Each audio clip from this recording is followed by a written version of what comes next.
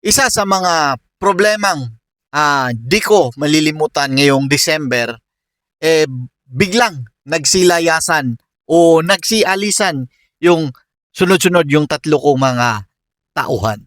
Yo, what's up? Magandang gabi. So, time check natin ay 6:15 na ng gabi.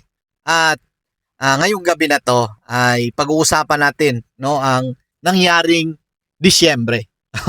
Kasi, kwento ko na lang sa inyo no. Pagdating kasi ng December, alam naman natin yan sa salon business, busy talaga yung area na yan. Busy yung mga buwan na yan. At yun nga, ito yung problema ko na na-experience ngayong buwan ng December. At sa mga hindi nakakilala sa akin, ako nga pala si Jeff Cinco, isang salon owner na hindi marunong sa services. Pero partida, meron na tayong 5 branches. Yan. So, kwento ko lang sa inyo, no? Ang nangyari, ang naganap ngayong buwan ng December. No? Meron pala tayong 100 days vlogs challenge. At sa challenge ito ay, sensya na, busog ako. Challenge na to ay ikikwento ko sa inyo yung mga ginagawa ko para makapagdagdag ako ng branch. So, balik tayo no sa mga nakaraan kasi day 70 na ngayon. So, ilang upload ba wala ako? Wala kasi busy, no? So, nung nakaraan, mga 2022, bandang mga 20s, no? Nagka-busy tayo dyan kasi busy nga sa salon business.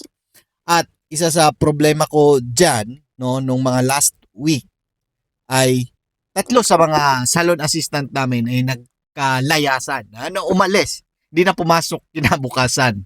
No? Sa kadahilanang, napaka-busy ng mga araw na yan. No? Dito sa branch namin sa Digos, talagang bakbakan dito. Ito kasi yung main namin dito. Dalawa dito sa branch namin sa Digos, napaka-busy. Napaka-busy na solid yung customer. At ang nangyari, no? Unang salon assistant, no? Nagkataon na straight, no? Straight 'yun mula pagpasok ng December, no? Mula pagpasok ng December, busy talaga. So nagkataon na mula nung mga 18 o 18 pataas, talagang nagkapunuan. At unang bumigay Digos Branch 1. Oh, yan yung unang staff na bumigay.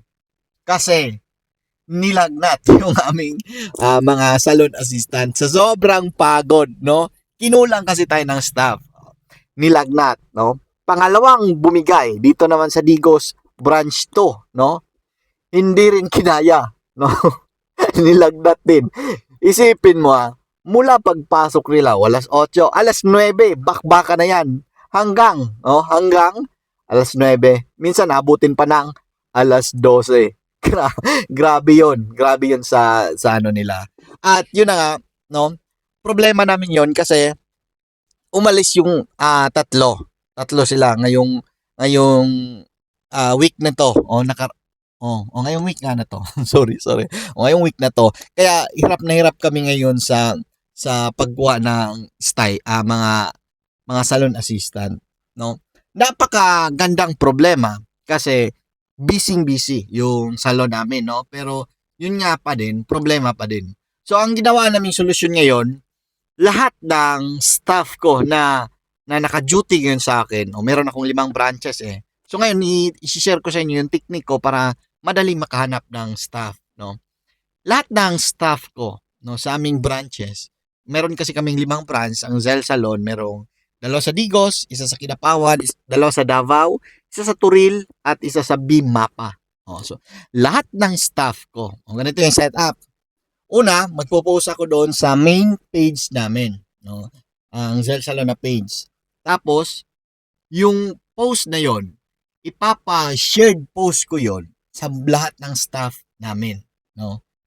Lahat ng staff mag-shared post, araw-araw, mga 30 posts, no? 30 shared posts per staff, no? At sa ganyang technique, makakuha agad kami ng aplikante. Bawat staff, papasok, sasali sa mga grupo at doon sila mag-share ng post namin tungkol sa job hiring. At yun na nga, meron na tayong mga biodata na nakolekta. So, okay na. Pero ano na kasi ngayon medyo 28, 29, 30, yan na lang yung hahabulin natin busy at continuous yung hiring natin, no? Kulang pa tayo ng 3 salon assistant dito sa Digos branch. Hindi kinaya. Ikaw ba naman na mula pagsalang mo umaga hanggang gabi nandyan ka pa sa salon? O sumakit daw yung mga katawan, yung mga balikat, yung paa, no? Meron ba kaming isang kwento diyan, no? Isang salon assistant namin. Eto na lang. Medyo matagal na siya. So hindi na bago sa kanya yung kabisihan, no? Medyo matagal na siya at yun nga sa Davao branch namin biglang nag-busy no siguro mga sunod-sunod yung clients. So isa sa mga salon assistant namin nung pagkahapunan no pagkahapunan kasi ganito ako mag set up kung busy yung aming salon no. Tatanungin ko yung mga staff namin. O kumusta? Busy ba? Sasabihin niyan. Yes sir, busy. Lalo na pagtanghali. O, tatanungin ko, nakatanghalian na kayo? Yes sir, nagtanghalian na kami. Hindi busy yan. hindi busy yan. Pag yung staff namin, no, yung salon assistant, yung mga nail tech namin, yung mga hairstylist namin, kumain ng tanghalian sa bandang alas 12, hindi busy yan. Pag nakatanghalian yan, mga bandang mga alas 5, alas 6, busy yan. At isa nga sa staff namin dun sa Davao branch namin, no, umupo sa sahig at hindi niya nakinaya habang nagtatanghalian siya bandang alas 7 ng gabi. Advantage kasi busy pero yun nga, hiring pa rin, kulang yung staff natin pero may mga nag-apply na ulit ngayon. So by bukas meron na tayong i-interviewin at meron tayong isasalang naman ulit sa ating salon dahil ang kabisihan ngayon hindi lang to December, sasagad to ng bandang January. So medyo bababa na yung tama niyan mga February.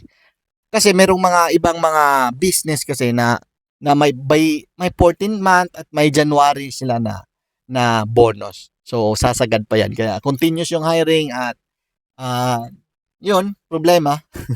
Pero basic yan kasi meron tayong 9 years na experience sa pagpapatakbo ng salon business at yung mga ganyang problema wala yan, no. Chicken yan, sisiw yan, no, manapakaliit yan. At yun na nga, naniniwala pa rin ako na pangarap ang labanan sa negosyo at bilang salon owner, no, makinig kayo, lalo sa mga commission base, bilang mga salon owner, responsibilidad mo na may-ari, no, CEO, ikaw yung may-ari diyan na na tanggalin ang mga tauhan. Tanggalin yung mga masasakit sa ulo pero responsibilidad mo lalo sa commission base na kumikita yung ating mga staff, yung ating mga tauhan. At no, hindi sa pagmamayabang. Dito sa amin, yung mga staff namin lalo na sa mga commission base ayaw nilang pumayag na mag daily salary sila, mag-commission talaga sila. Ayaw nila mag-monthly kasi nga talagang lugi sila. So, yan galingan natin ngayong December kasi alam nyo kung bakit? January na. Next week. At alam nyo na anong sunod? Renewal na. ng business permit. Gastos na naman. Makapaghanda sa business permit renewal at magpasalamat rin tayo dahil nakatawid tayo ngayong buwan ng 2025. Ilang tulog na lang at tapos na ang ating 2025. Kaya galingan natin, lakihan natin yung pangarap natin at naniniwala ko na kung tayong mga salon owner magtulungan, magkampihan. May grupo pala tayo Salon Business Owners PH, pasok kayo doon kung gusto yung matuto sa pagpapatakbo ng salon business, lalo sa mga commission base, pag-handle ng tauhan dahil meron tayong HR at isi-share ko sa inyo yon. Tulungan tayo doon, mag-comment ka, tumulong ka, mag-share ka ng iyong kwento o istorya. So, yan lang. Galingan natin at tulungan tayo. Naniniwala ko na maayos natin ating industriya sa salon industry. Basta tulungan sama-sama 'di ba? So, pasok ka na do'n. O bye-bye, follow niyo rin ako, Jeff Cinco. At marami kong i-share dito lalo na yung araw-araw ko na problem sa mga business at paano ko 'yun sinolusyunan. O bye-bye, galingan natin, trabaho-trabaho tayo.